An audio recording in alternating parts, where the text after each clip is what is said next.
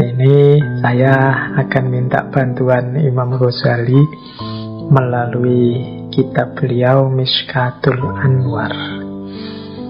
Mishkat itu artinya ceruk atau lubang atau gua, sehingga Mishkatul Anwar bisa diterjemahkan ceruk cahaya atau gua cahaya. Nah, di bagian awal kitab Mishkatul Anwar, Imam Ghazali menjelaskan cahaya itu tentunya cahaya secara spiritual. Maknanya beda-beda sesuai level orangnya. Imam Ghazali di banyak teorinya sering sekali membagi level manusia di 3 macam ini. Ada awam, ada khawas, ada khawasul khawas. Nah, bagi kelas-kelas manusia ini cahaya itu beda-beda maknanya.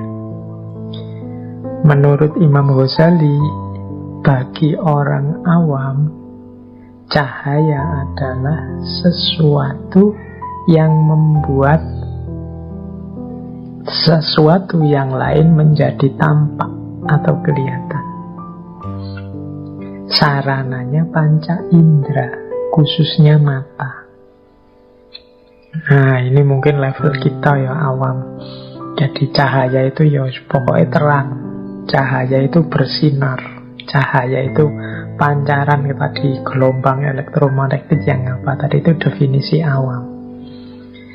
Jangan lupa, kadang-kadang orang awam ini ya memang terbatas begitu, sehingga Allah itu kadang-kadang menampilkan ayat-ayatnya tentang cahaya, menunjukkan bukti kuasanya tentang cahaya itu secara wadak, ya memang bermakna cahaya. Jadi karena bagi orang awam tertentu susah untuk memahami cahaya di level lebih tinggi. Yang ngertinya cahaya itu terang. Mungkin teman-teman sering lihat ya, kalau dalam ilustrasi-ilustrasi yang tidak harus Islam, ilustrasi spiritual, mistik, itu tokoh-tokoh spiritual itu selalu digambar. Misalnya ada close up, itu belakangnya dibikin terang, bersinar seperti cahaya itu, dan di situ terus kita memaknai, wah ini bercahaya, orang suci.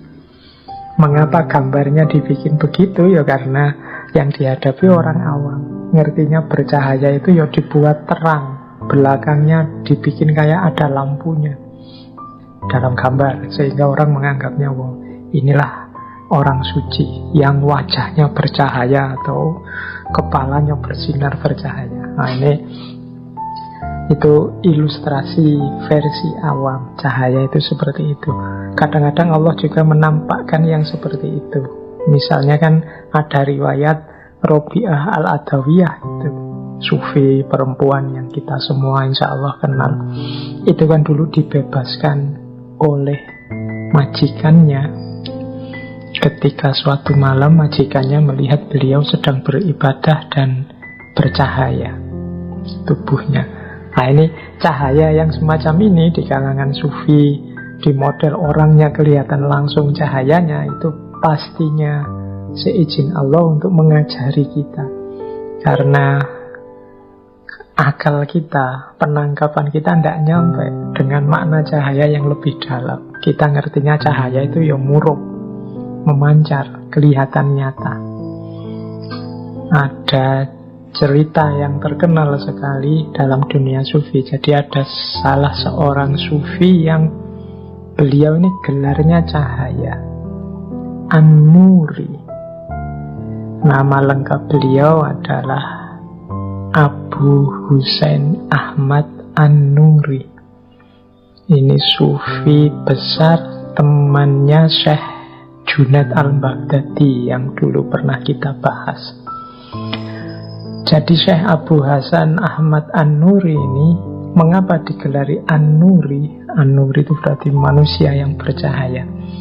Karena ada riwayat beliau ini kalau bicara, misalnya ruangannya gelap sehingga tidak kelihatan apa-apa.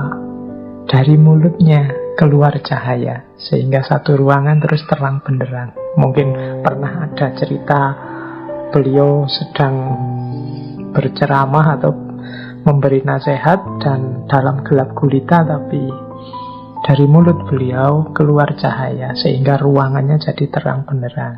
Ada riwayat begitu. Ada juga riwayat yang menyatakan ya beliau ini punya satu tempat khusus di tengah padang pasir untuk kholwat sepanjang malam. Nah, saat beliau kholwat ini di malam hari, tepat di atas tempat beliau kholwat itu memancar cahaya yang terang sekali. Oh, ini jadi dari dua pengalaman itu terus beliau digelari An-Nuri. Apa kalau tidak begitu beliau tidak dekat dengan Allah? Imam Abu Husain Ahmad ini, untuk siapa sih cahaya itu? Nah, kalau menggunakan teorinya Imam Ghazali tadi, cahaya yang memang wadak, kelihatan bercahaya murub, itu sebenarnya untuk kita. Jadi itu bukti, itu mungkin ayat, itu mungkin petunjuk Allah untuk kita, untuk menunjukkan pada kita untuk mengikuti kebaikan-kebaikan, mengikuti amal soleh, mengikuti beliau, para kekasihnya. Kalau para kekasih itu sendiri sebenarnya mungkin tidak butuh cahaya-cahaya yang semacam itu. Kitalah yang butuh untuk bisa mendeteksi di mana para kekasih Allah itu adanya. Nah, sehingga oleh Allah memang ditampilkan dalam bentuk wadak yang verbal, ada cahaya yang memancar. Nah, ini meladeni kita yang makomnya masih awam. Kita biasanya kalau ketemu yang luar biasa seperti itu kan baru terus ikut, baru terus percaya. Kalau tidak ada itunya tidak percaya duluan. Oke, jadi ini makna cahaya level pertama. Kita butuh ada cemelorotnya, kita butuh ada terangnya, ada memancarnya, baru kita percaya kehadirannya, tajallinya Allah. Itu makna dasar yang pertama. Ada makna kedua. Ini nur bagi khawas. Nur bagi khawas ini jalannya adalah pemahaman, sarananya akal. Jadi ini menangkap kebenaran, menangkap hidayah. Nur tadi kan maknanya hidayah. Menangkap petunjuknya Allah dengan jalan akal. Bagi teman-teman yang tekun belajar, mencari ilmu, mengejar hikmah, ini sebenarnya kita sedang mencari cahaya, mencari hidayah di level kedua. Jadi level orang-orang khawas. Ya, saya tidak berani bilang bahwa kita ini ada di makom khawas. Ya, kita ini makomnya masih awam, berusaha naik untuk ke makom khawas. Ya, kita belajar ini sebenarnya, semoga kita bisa naik levelnya sedikit ke makom khawas. Jadi memahami cahaya Allah lewat jalan akal, dengan jalan belajar, dengan jalan mencari guru, dengan jalan membaca kitab dan lain sebagainya. Nah, ini kita sebenarnya sedang mengejar cahaya, mengejar cahaya di level khawas. Sarananya akal. Apa bisa? Bisa. Jadi akal kita itu ya perangkat yang istimewa, yang dianugerahkan oleh Allah.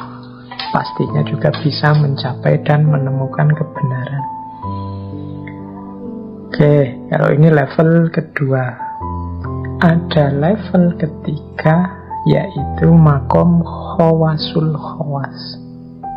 Makom khawasul khawas ini kesannya yang kita pahami selama ini, kalau versinya Imam Ghazali selalu makom para kekasih Allah, orang-orang yang dekat dengan Allah. Nah, ini adalah orang yang menemukan cahaya lewat jalur sufi saat mereka mengalami kasyaf. Sarananya adalah kebebasan. bebasnya akal dari khayalan, dari waham, dari pandangan-pandangan yang duniawi dan lain sebagainya. Jadi jiwanya bersih, isinya hanya Allah saja, maka dia bisa memantulkan cahayanya Allah dengan sempurna. Kalau ini namanya nur bagi khawasul khawas. Ini makom yang tinggi para kekasih Allah. Jadi cahaya itu ada nur di level awam, ada nur di level khawas, ada nur di level khawasul khawas.